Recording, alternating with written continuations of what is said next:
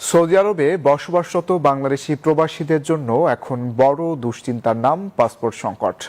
সময়মতো MRP passport না পাওয়ায় ভিসা নবায়ন ও কর্মসংস্থান নিয়ে অনিশ্চয়তায় পড়েছেন হাজারো শ্রমিক। দ্রুত সমাধানে দূতাবাস ও সরকারের জরুরি হস্তক্ষেপ চাইছেন তারা। সৌদি আরবের রিয়াদ থেকে রুস্তুম খানের তথ্যচিত্রের রিপোর্ট। মধ্যপ্রাচ্যের দেশ সৌদি আরব বাংলাদেশের সবচেয়ে বড় শ্রমবাজার। রেমিটেন্স আয়ের অন্যতম প্রধান উৎস এই দেশ। তবে সম্ভাবনার পাশাপাশি রয়েছে নানা চ্যালেঞ্জ। বেতন বকেয়া পড়া, এসব সমস্যায় জর্জরিত প্রবাসীরা। আর তার উপরে যোগ হয়েছে পাসপোর্ট সংক্রান্ত সমস্যা। সম্প্রতি সেই পাসপোর্ট সংকটই ভয়াবহ রূপ নিয়েছে।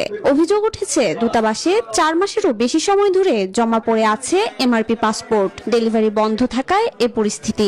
আকামা নবায়ন, ভিসা প্রক্রিয়া, চাকরি ধরে রাখা সহ সবকিছুই এখন ঝুঁকির মুখে।